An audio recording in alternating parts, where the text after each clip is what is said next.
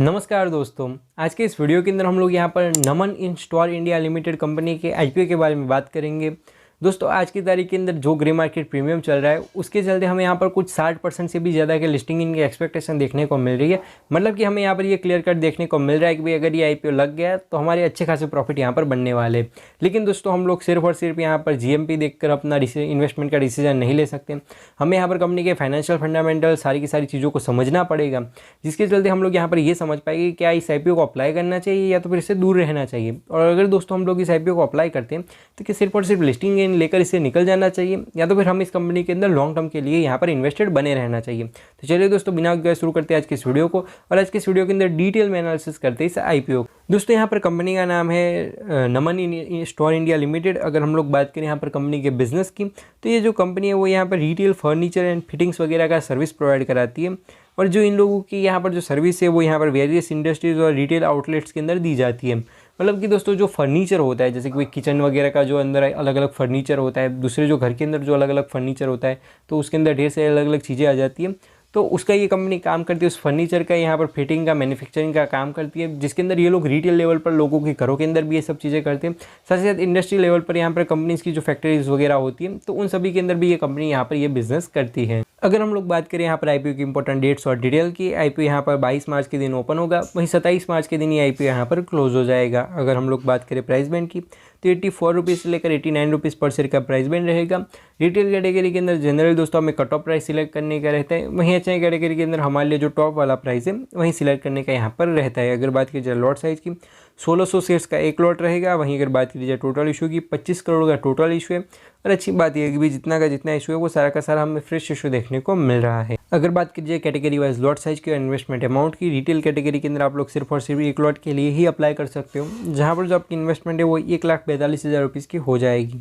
वहीं यहाँ पर एचएनआई कैटेगरी के अंदर आपको मिनिमम 2 लॉट्स के लिए अप्लाई करना पड़ेगा, जहाँ पर जो आपकी इन्वेस्टमेंट है वो यहाँ पर 2,84,000 रुपीज़ की हो जाएगी। तो दोस्तों अब बात कर लेते हैं सबसे ज़्यादा इंपॉर्टेंट चीज़ की, जो कि है कंपनी के फाइनेंशियल्स। अगर बात की जाए यहाँ पर एसेट्स की, 2021 के अंदर कुछ 17 करोड़ के करीब एसेट्स थे, जो कि बढ़ते बढ़ते आज की तारीख के अंदर यहाँ पर कुछ 56 करोड़ के हो गए। तो ये जो ग्रोथ है वो अच्छी देखने को मिल रही है। प्लस यहाँ पर कंपनी के पास में अच्छे खासे एसेट्स यहाँ पर देखने को मिल रहा है। वहीं अगर बात की जाए रेवेन्यू की तो ईयर ऑन ईयर इसके अंदर भी एक बेहतरीन ग्रोथ है।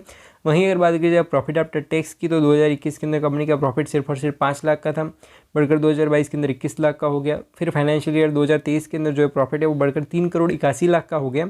और मार्च से लेकर सितंबर के बीच के अंदर ही यहाँ पर कंपनी ने 6,18,00,000 का प्रॉफिट बुक किया है।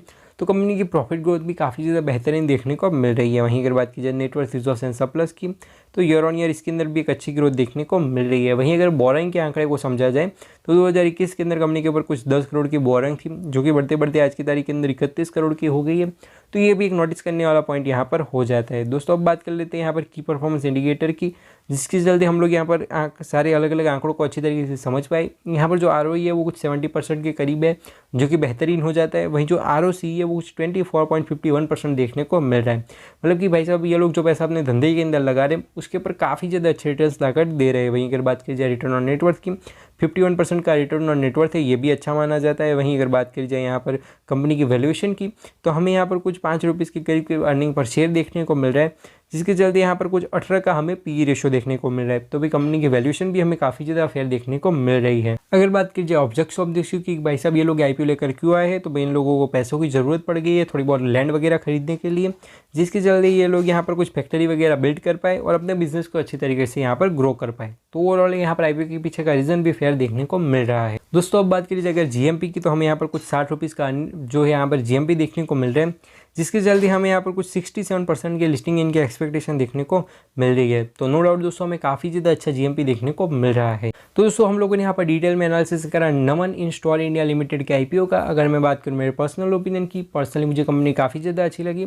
कंपनी के फाइनेंशियल फंडामेंटल सारी चीज़ें अच्छी है। दोस्तों जिस तरीके का बिजनेस है उस हिसाब से देखने जाए तो नो डाउट कंपनी के ऊपर थोड़ा बहुत डेट ज़्यादा है, लेकिन ओवरऑल वैसे कोई दिक्कत वाली बात नहीं है। प्लस प्रॉफिट की ग्रोथ भी काफ़ी ज़्यादा अच्छी तरीके से चल रही है। तो ये सारी चीज़ें धीरे धीरे रिकवर हो जाएगी और कंपनी अच्छी तरीके से आगे बढ़ पाएगी।